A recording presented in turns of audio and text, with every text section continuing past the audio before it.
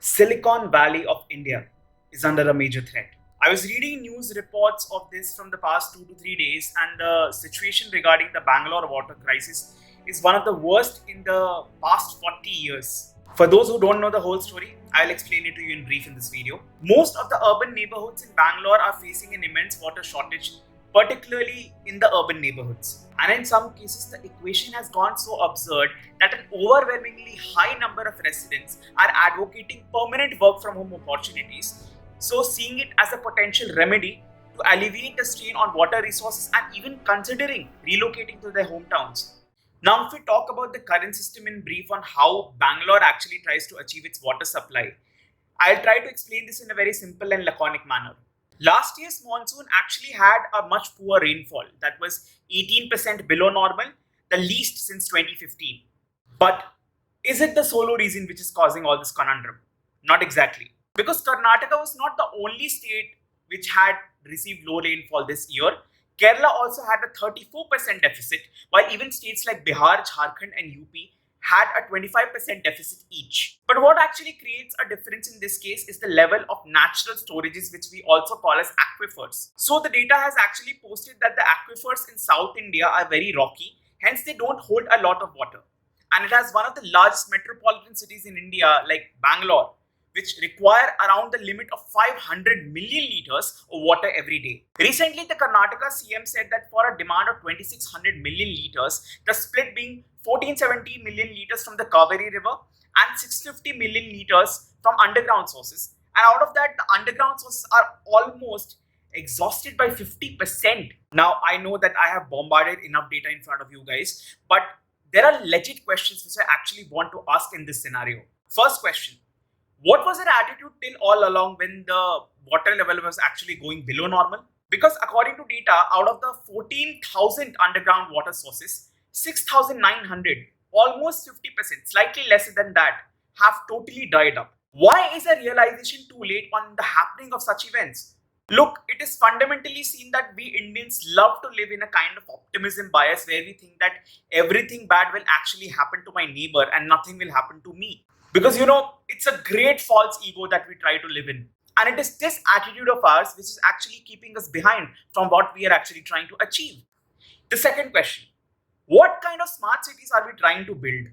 We've known this for a fact that Bangalore or Bengaluru is one of the record IT hubs of India, with prominent headquarters like Microsoft, Google, Amazon, and so many big companies having stationed here. It is also a very thriving startup ecosystem with so many becoming unicorns. Take this as an example. Is it possible that suppose if there is a math student, he is very good at solving complex problems like calculus and differential equations, but he fails to do addition and subtraction? Absurd, right? Exactly. How can we expect to build true smart cities when we don't get the basics of food, water, traffic, environment, the basic needs of people right in the first place? How can we truly feel happy in a developed India when our fundamentals are shaken? It is like saying that, oh, okay, I don't have water here, but hey, I can give you an EV on which you can drive at a very high mileage 20 kilometers away from here to get water. What kind of crappy and bullshit logic is that? The third question, what is the effect and our attitude regarding this? People have underwent severe change in habits like bathing on alternate days and going up to many kilometers to purchase water, with even the possibility of a mass exodus arising among the residents. But some associations have their priorities always set. For example, the Karnataka State Cricket Association or the KSCA, they have actually been fairly adamant on this point that despite all these problems which Bangalore is facing right now, IPL matches in Bangalore will not be rescheduled to any other city, because apparently a good game of cricket will actually quench the thirst better than the actual thirst of water. Great logic, right? And as usual, political parties are busy criticizing one another, demanding for alleged mismanagement of the situation and handling of activities in a better way. So the solution which the current government has tried to find in this case is the Kaveri Phase 5 project, which is starting in June 2024, which will build storage facilities in 110 more villages and will handle 775 million liters more daily, expected to be done by the end of 2024. And to further tackle this shortage, the government plans to drill borewells at 330 new sites and 1200 old ones to be fixed. In my opinion, this clearly shows two things which all governments did in the past, including the people, of course. First is irregular maintenance of the 1200 old bore wells, and second is further environmental degradation to justify the current needs. So in order to get more groundwater, we will dig onto further places and deplete the groundwater there to supply these needs. And I really believe this is a terrible idea for a long term. Bangalore is a lovely city with its great people, great vibe, and the great cosmopolitan culture which it provides. And that's what makes me angry. The question stands, do we really love our cities that much? And if we do, what are we actually thinking about it? This is a question which the governments, the institutions, and in front of that, we as normal citizens need to answer.